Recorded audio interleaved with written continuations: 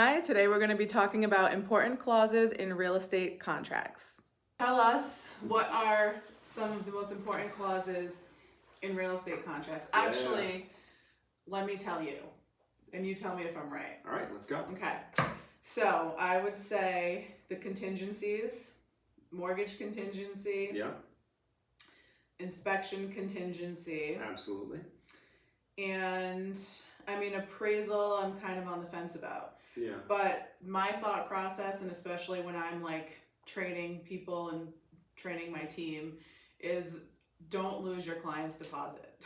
that's it, Like, right? Don't put your client's deposit at risk. Yeah. So, and obviously we want to make sure our sellers always get to the closing table, but then worst case scenario, something doesn't jive and they absolutely have to back out. Make Yeah. sure they're leaving with their money. Yeah, So what would you say? I agree, right? So I think the contingencies are huge for both parties. Obviously, I think the number one thing that everyone cares about is going to start right up on page one there, purchase price, right? We want to make sure we nail that, but that shouldn't be an issue, okay? That's not something we typically have to worry about. The other item is the deposit.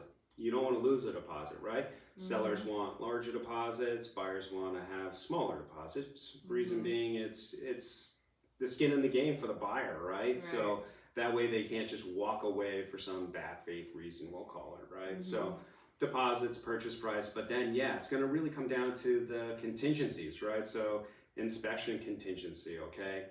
In a perfect world, all buyers get to have inspections, okay? So that way they make sure they understand exactly what they're getting, okay? So clear communication, making sure that all parties understand what they're getting into when it comes down to it. So that's one of the important contingencies.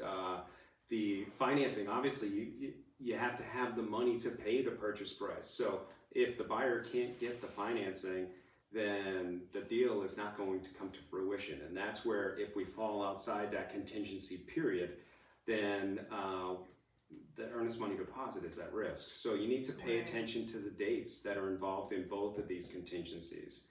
Another contingency that is a little less talked about is one that I'm a little bit more involved in, right, is ensuring that they have proper title to the property as well, right? So if there's the easy example for me is if there's a bad foreclosure and we have a tight timeline and the property needs to be re-foreclosed upon, the buyer's not stuck sitting there, right? So there's a time period in there where the parties can agree to essentially extend, but if we can't cure that title, then again, the earnest money deposit wouldn't be at risk.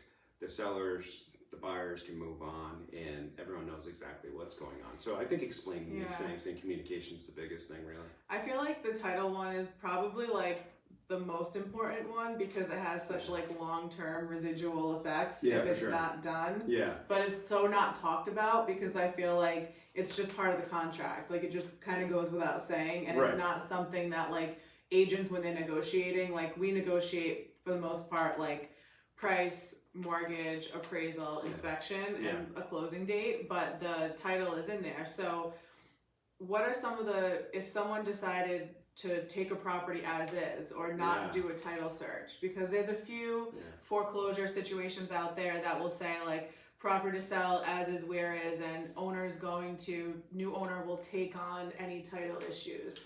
What's the risk in that? There's substantial risk for sure. It's not really advisable. It would have to be such a home run deal where you're losing out on. You're not going to lose out on a lot.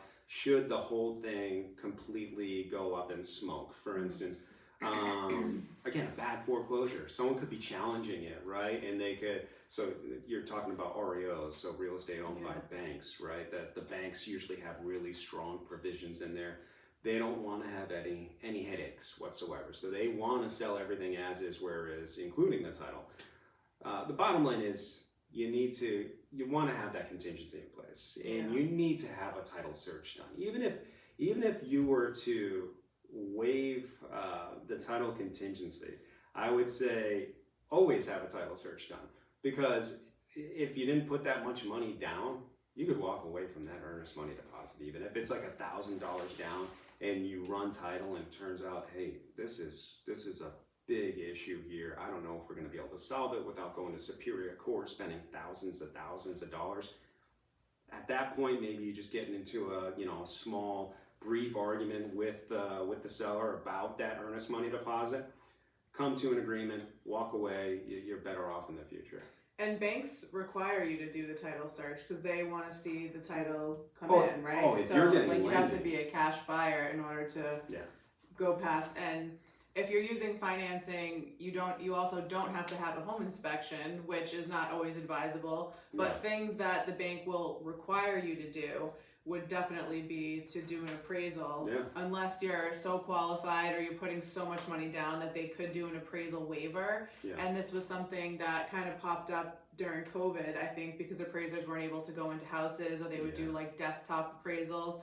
But now it's kind of like back. Like I haven't seen an appraisal waiver in a long time. So. So you'd have to be putting down a substantial amount. The equity has to be there, really, is what it comes down to for the lender, because the lender's going to take the position that if they have to take this property back via foreclosure, whatever it may be, they want to make sure that the asset is worth the amount of money that they're owed. It's really what it comes down to. So we're not seeing that all that often, but it can still happen, right? If you're putting the money down, and again, if you're getting a good price on the property, whatever it may be. But again, so I think back to the title thing now, always making sure you have the title. So I think those are probably your three biggest items. Those are they can be your three biggest hurdles as well, right? Because without good title, without money, all right, and without the property, without the buyer getting exactly what they understood the property to be, you really don't have a good contract in place. So that's where things would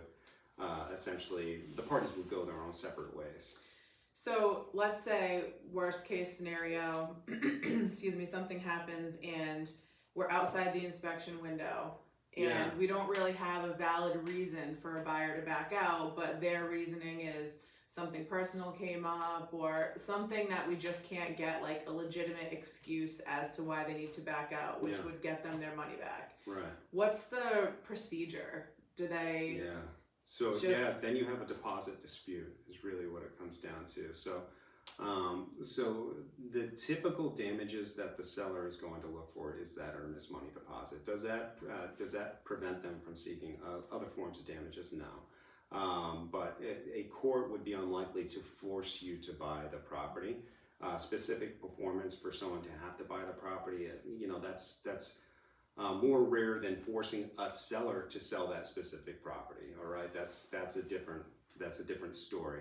But if you have a deposit dispute, typically you want the parties to get together and try to resolve it amicably, right? Because absent that, then you're talking litigation attorneys. You're talking having to go to court and get this all figured out.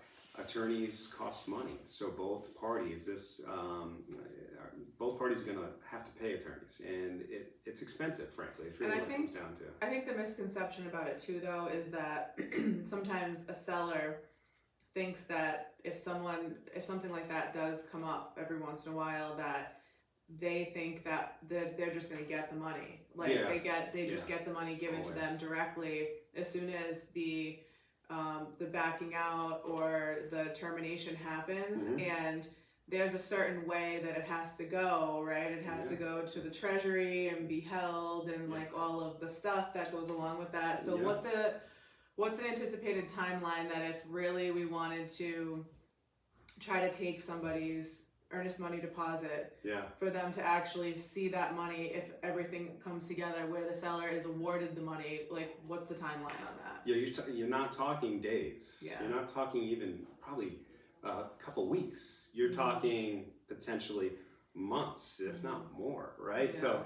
it's if there's a dispute involved, a lot of times the money is going to end up with the court. All right, that would be probably be the seller's first course of action. Seller's attorneys is to send a certified letter over with a court order having the listing brokerage or whoever's holding the escrowed funds send it over to the court, and then from there you're truly involved in litigation, and litigation is not typically a quick process. So you're talking some time. It's not as simple as saying, hey, we're one day past the deadline.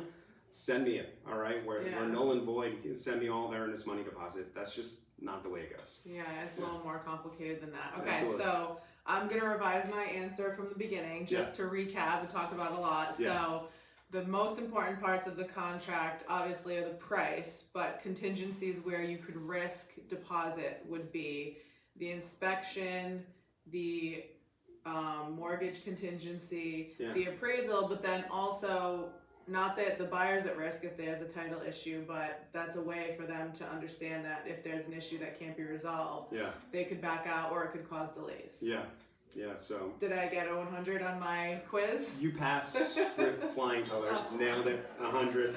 And obviously, I mean, there can be other forms of contingencies that can be added in, but I think that's probably a conversation for a later date. Okay, awesome. Feel free to reach out if you have any questions about contracts and contingencies.